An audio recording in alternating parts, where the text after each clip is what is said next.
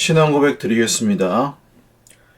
전능하사 천지를 만드신 하나님 아버지를 내가 믿사오며 그 외아들 우리 주 예수 그리스도를 믿사오니 이는 성령으로 잉태하사 동정녀 마리아에게 나시고 본디오 빌라도에게 고난을 받으사 십자가에 못 박혀 죽으시고 장사한 지 사흘 만에 죽은 자 가운데서 다시 살아나시며 하늘에 오르사 전능하신 하나님 우편에 앉아 계시다가 저리로서 산자와 죽은 자를 심판하러 오시리라. 성령을 믿사오며 거룩한 공예와 성도가 서로 교통하는 것과 죄를 사하여 주시는 것과 몸이 다시 사는 것과 영원히 사는 것을 믿사옵나이다. 아멘.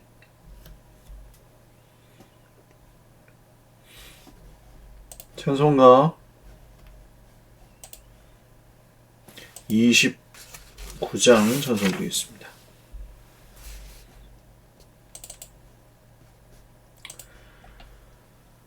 성도여 다 함께 할렐루야 아멘. 주 찬양하여라 할렐루야 아멘. 주 보좌 앞에서 택하신 은혜를 다 찬송하여라 할렐루야 아멘. 만문을 열어라 할렐루야 아멘. 온 하늘 울려라 할렐루야 아멘. 인도자 되시며 친구가 되신 주 그 사랑 끝없다 할렐루야 아멘. 주 찬양하여라 할렐루야 아멘. 찬양은 끝없다 할렐루야 아멘. 거룩한 집에서 주 은총 기리며 늘 찬송 부르자 할렐루야 아멘. 아멘.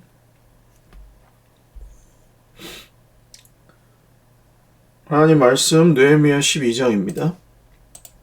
12장 27절에서 47절 말씀입니다.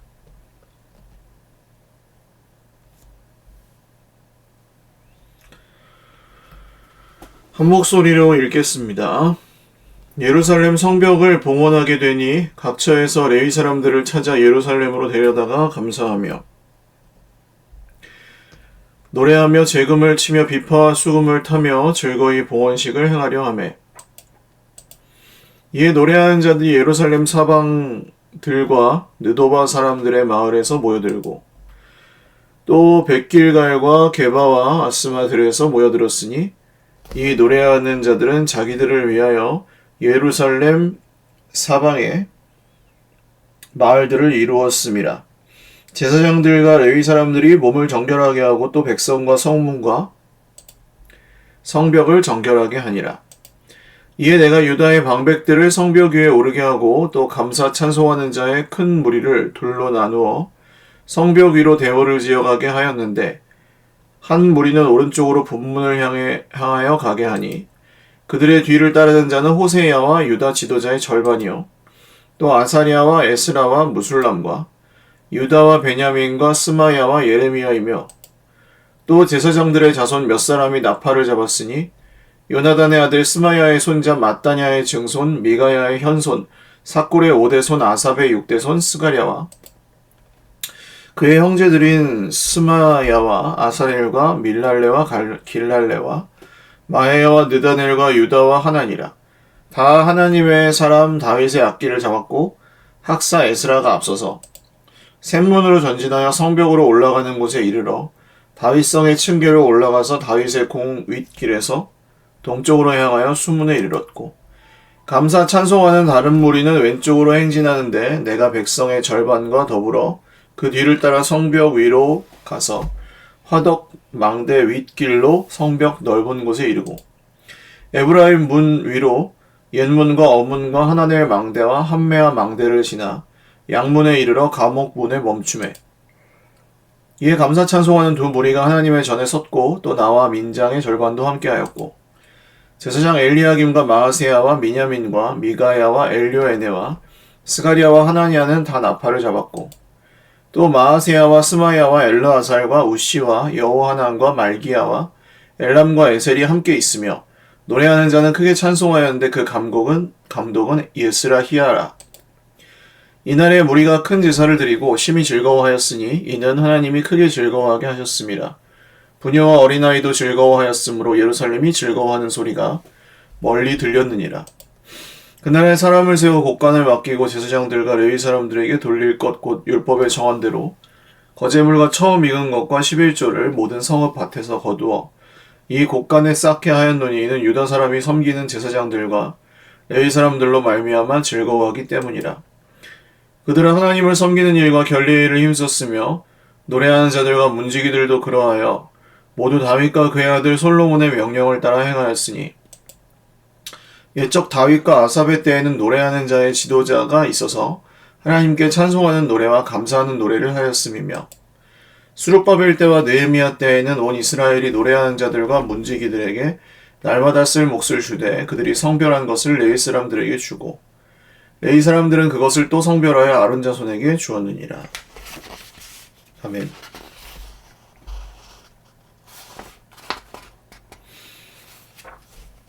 기도드리겠습니다.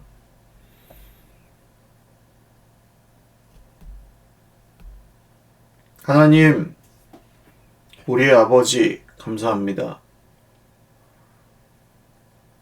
오늘도 보이지 않는 온 세상과 또 보이는 온 세상을 다스리시는 주인이 하나님이심을 우리가 다 함께 믿습니다. 우리의 연약함을 긍휼히 여겨주시고 주님의 이름만 거룩히 여김을 받으시기를 소원합니다.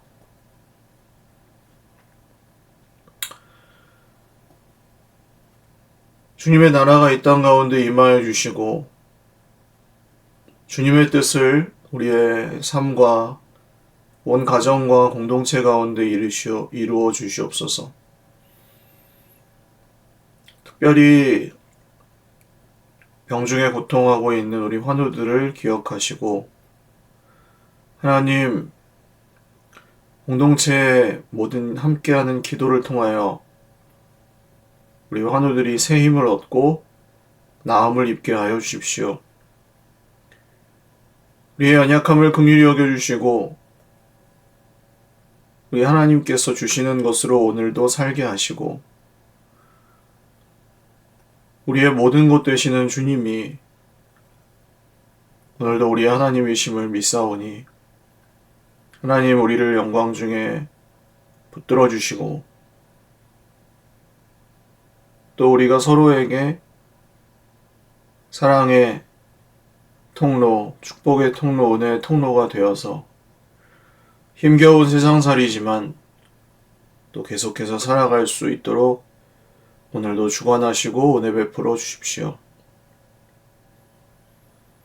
우리의 산 소망이 되시는 예수님의 이름으로 감사하며 기도 올리옵나이다.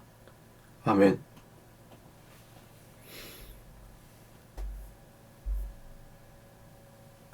할렐루야. 네, 오늘도 하나님의 은혜와 평강으로 풍성한 하루 되시기를 바랍니다.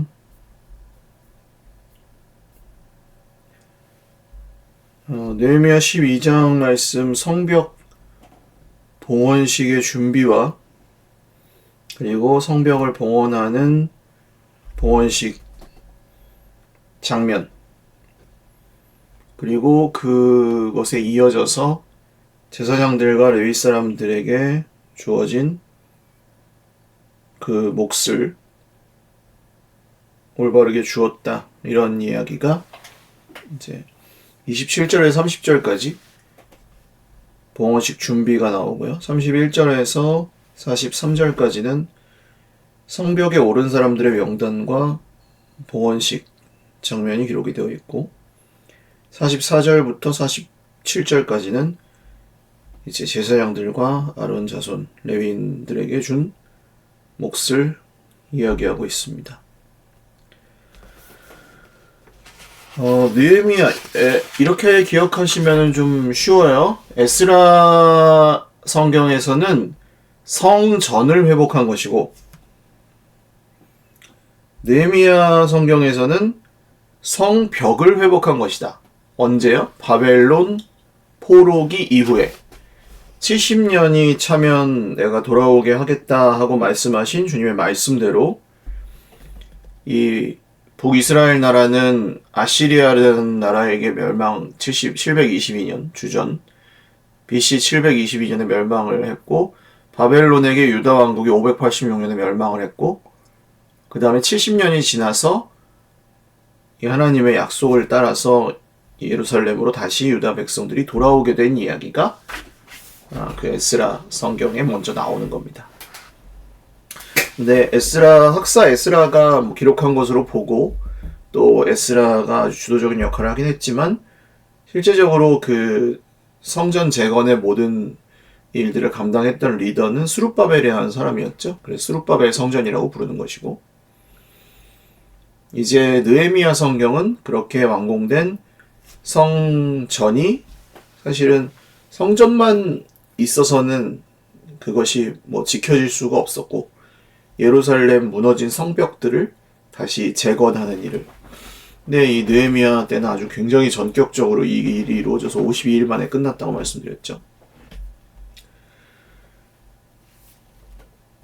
그래서 이 오늘 말씀을 통해서 이 성벽 봉헌식 어떻게 그 성벽 봉헌하는 과정이 어떻게 이루어졌는지 그리고 그것이 또 우리의 삶에 드리는 예배와 어떻게 관련이 되는지 말씀을 통해서 한번 살펴보겠습니다.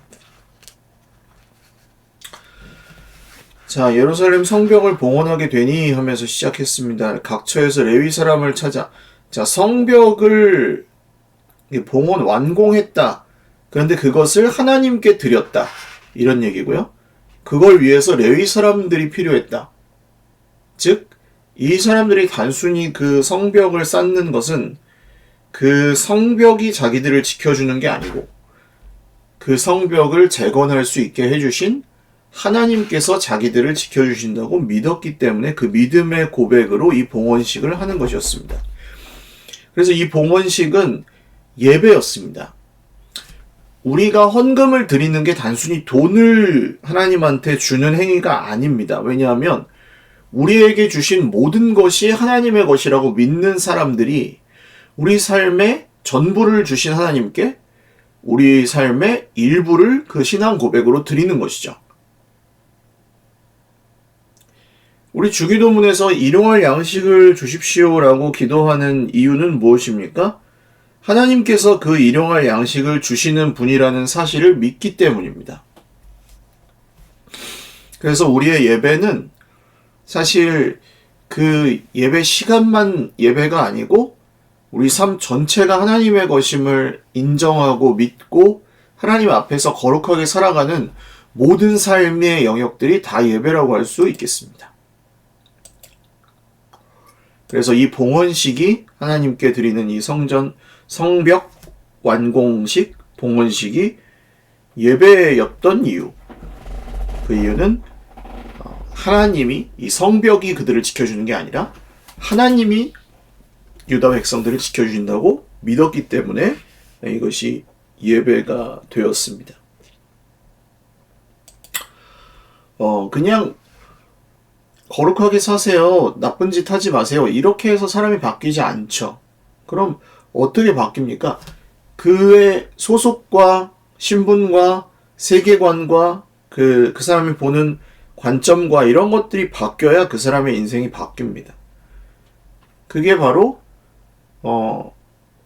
내가 내 손으로 돈을 벌어서 내가 열심히 살아서 스스로 이런 걸 얻어냈다 이렇게 생각하던 사람이 사실 이건 내가 그렇게 해서 된 게 아니고 하나님께서 나에게 주신 것이다 라고 믿을 때 그 삶이 달라지는 겁니다. 유다 백성들이 그 성벽이 자기들을 지켜준다고 믿고 군대가 자기들을 지켜준다고 믿고 뭐 이방 왕들이나 군대들이 자기들을 지켜준다고 믿었을 때는 하나님 예배하지 않았습니다. 그리고 거기에 하나님의 그 도우심이나 하나님의 그런 보살펴 주심이 거기서 떠날 수밖에 없었습니다. 그들이 믿지 않고 의지하지도 않았고 인정하지도 않았기 때문입니다. 그런데 하나님을 의지하고 경외하고 하나님 앞에서 조심스럽게 사는 사람들, 즉 하나님의 백성들, 하나님을 아버지로, 하나님을 정말 하나님으로 믿는 사람들은 하나님의 도우심을 받습니다. 하나님의 보살핌을 받습니다. 이게 정말 부정할 수 없는 우리 인생의 법칙이며 이 세상에 정말 주를 이루는 그런 기준이고 하나님을 경외하는 사람들은 하나님의 보살핌을 받습니다. 반드시. 혼란스러워하지 마십시오. 하나님을 경외하지 않아도 잘만 먹고 살던데요. 먹고 사는 게 진짜 생명은 아닙니다. 저는 이런 말을 하기 위해서 굉장한 사실은 용기가 필요한데 그게 진짜입니다. 왜냐하면 저도 이 세상을 살아가는 것이 힘들어요. 오늘 참 사는 게 힘들다 이런 생각을 많이 하면서 하루를 보냈습니다. 사는 게 참 힘들구나. 우리 형제 자매들은 또 얼마나 힘들까? 특별히 고난 중에 있는 형제 자매들은 얼마나 힘들까? 그런 생각을 하면서 하루 종일 좀 마음이 무거웠습니다. 근데 만약 정말 우리의 사는 것이 우리의 건강, 몸의 건강이나 단순히 마음의 그런 느낌이나 또 우리가 가지고 있는 소유 물질이나 그냥 기쁘고 즐겁고 슬프고 그런 감정 희로애락이나 아니면 우리의 그런 성공이나 자존심이나 사람들의 칭찬인 명예나 이런 것에 우리의 인생에 그게 달려 있다면 참 비참하고 초라할 때가 많을 것 같아요. 그 용기를 내기가 어려워요. 그러면 정말. 근데 우리 삶에 정말 그 모든 생명의 근원이 하나님께 있다고 우리가 진짜 믿을 때 하나님을 기뻐하는 것이 우리의 진짜 힘이고 하나님을 예배하는 것이 우리의 능력이 되고 하나님을 찬송할 때 새로운 힘을 공급받고 낙심에 쓰러져 있던 사람이 예배드리면서 살아나고 이런 일들이 일어날 수 있습니다. 31절에서 43절까지 말씀은 성벽에 오른 사람들의 이름들이 나오죠. 그래서 성벽의 왼쪽과 오른쪽으로 이 사람들이 다 올라갑니다.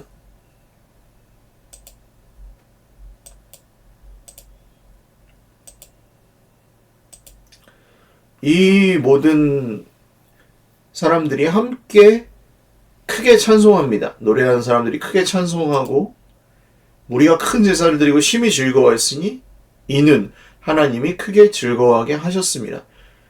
예루살렘이 즐거워하는 소리가 멀리까지 들렸다. 전해졌다는 건데요. 흘러 넘쳤다. 잔에 기쁨이 부어져서 흘러 넘쳤다. 그래서 예루살렘 주변까지 흘러가게 되었다. 이것은 사실 마지막 때에 일어날 일이기도 합니다. 하나님께서 우리에게 부어주시는 이 은혜가 흘러 넘치면 그 흘러 넘치는 은혜가 멀리까지 퍼져서 이 예루살렘에 사실 요한계시록에 나오는 그 새 예루살렘 이 새 예루살렘이 하늘로부터 우리에게 주어지기 전에 그 어린 양의 피가 이렇게 정말 넓은 수백 킬로미터에 퍼지게 되는 그런 일들이 있거든요.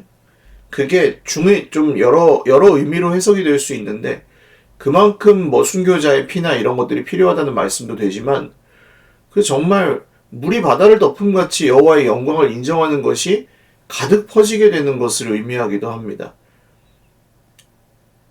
예루살렘은 아직 안정되지 않았습니다. 성벽만 지었다고 해서 살기 좋게 된 것이 아니었고, 여기 이주해온 사람들 중에 한 10% 정도만 예루살렘에 살고 나머지는 그 근처 마을에 살기로 했었잖아요.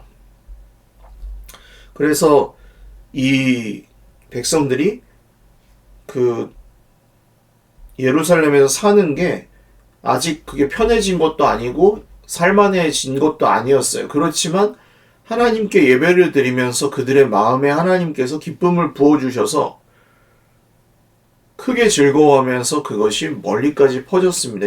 이러니까 그 느헤미야와 에스라와 이런 스룹바벨의 대적자들, 이 대적자들이 이 사람들을 경계하였던 이유는 이들에게서 정체 모를 기쁨을 느꼈기 때문입니다. 정체 모를 능력, 하나님으로부터 비롯된 능력이죠. 우리가 사실 세상 사람들에게 우리의 가진 힘이나 돈이나 이런 걸로 과시하려고 해봤자 한계가 아주 명확합니다. 사실 그리고 그런 것들이 인생을 지배하는 것도 아니고요. 근데 우리가 사람들에게 보여줄 수 있는 유일한 진짜 무기라고 할 만한 것은 우리의 믿음이고 하나님을 기뻐하는 그 기쁨입니다. 넌 왜 예배를 드리니? 라고 물을 때 나 하나님이 너무 좋아. 하나님이 나를 너무 사랑하셔. 나는 하나님이 너무 좋아. 난 하나님이 나를 만드셨다는 사실이 너무 놀라워. 난 예수님이 나를 구원하셨다는 사실이 너무 감사하고 놀라워. 이런 표현들이 이게 세뇌해서 나올까요? 사람한테 야, 이렇게 믿어라. 이게 진짜니까 보이지 않아도 믿고 힘들어도 믿고 그렇게 믿어라. 그런다고 사람이 믿을까요? 아닙니다. 진짜 하나님이 만나주신 사람들, 진짜 하나님이 구원하신 사람들의 입에서만 나오는 고백이고요. 그게 은혜입니다. 은혜.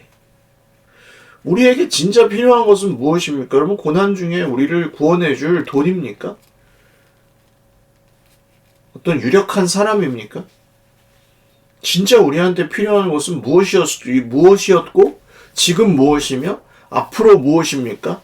예루살렘 성벽입니까? 우리를 지켜줄 아주 좋은 집이나 우리의 부와 권세를 과시할 좋은 차나 이런 것들입니까? 그렇지 않습니다. 우리를 지켜주시는 분은 정말 하나님이시고 우리의 능력의 근원도 하나님이시고 우리 생명의 근원도 하나님이십니다. 그것을 기뻐함으로 드러내는 것. 이게 믿음입니다. 44절부터 47절까지는 이 봉헌식에 이어서 그러니까 이 자연스럽게 그렇게 연결이 돼요. 유다와 예루살렘에서 일어났던 그 성전 개혁들, 왕들의 시대에 일어났던 그 개혁들을 비롯해서 이런 개혁들이 이루어졌을 때 제사와 하나님의 성전을 섬기는 사람들의 삶이 다시 바로 서게 됩니다. 이게 굉장히 중요한 원리입니다. 이게 시대가 타락하고 하나님에게서 멀어질수록 하나님을 섬기는 사람들, 하나님의 일을 감당하는 사람들의 숫자가 줄어들고 또 형편이 어려워집니다. 그래서 엘리야, 엘리사의 시대에도 그런 일들이 있었고 선지 생도들이 있는데 밥을 못 먹으니까 엘리사가 그 굶고 있는 사람들을 위해서 이제 국을 끓여서 주기도 하고 숲이죠, 숲. 나무를 그 배다가 빌린 도끼를 잃어버려가지고 꺼이꺼이 울고 있는데 그 도끼를 찾아주기도 하고 뭐 이런 일들이 있었는데 그 형편이 어려워진단 말이에요. 그러니까 점점 더 안 해요. 하나님 섬기는 일을. 그러니까 어떻게 됩니까? 점점 더 악순환. 하나님만 섬기는 사람들, 하나님의 일을 섬기는 사람들이 줄어드니까 백성들 전체가 다 같이 하나님에게서 더 빨리 멀어지고 지금 한국교회에 일어나고 있는 일이라고 할 수 있겠습니다. 신학생들 숫자가 줄어들고 있습니다. 목회자들 숫자도 당연히 줄어들고 있습니다. 사람들은 백화점과 같이 모든 편의가 제공이 되는 대형교회를 선호하고 거기에 몰리고 있습니다. 그리고 점점 이런 지금 그때 레위인이나 제사장이 지금의 목회자는 아니지만 목회자들의 숫자가 줄어들고 주님의 일에 전념하는 말하자면 선교하는 사람들이죠. 전도하는 사람들.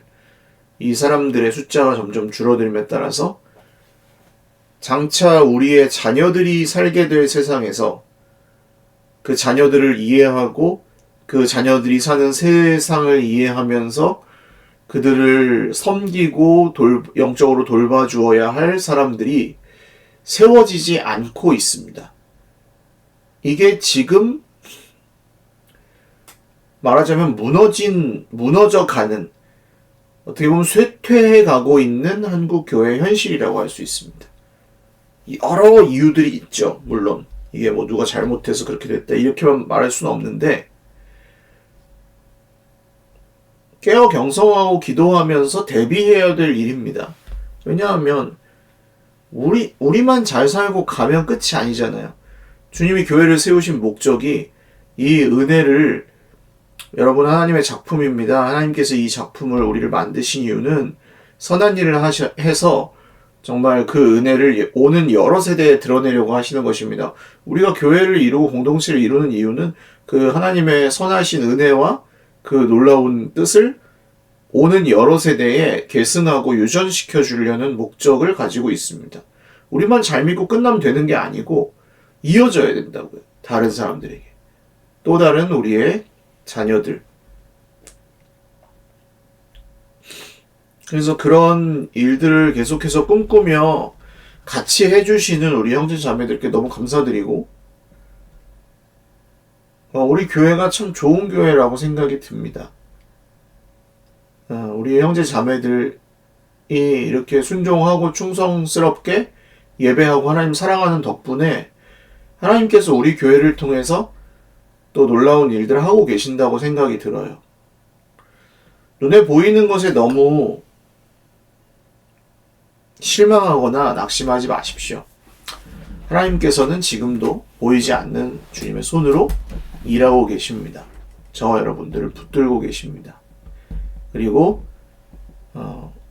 이 마지막 때 악한 세대에 우리 하나님이 주시는 은혜 그리고 그 은혜가 계속해서 부어져서 흘러넘치는 교회 그런 예배를 드리는 주의 백성들 그 예배에 전념하는 주님의 사람들이 계속해서 우리 교회 가운데 세워질 수 있기를 주님의 이름으로 축원을 드립니다.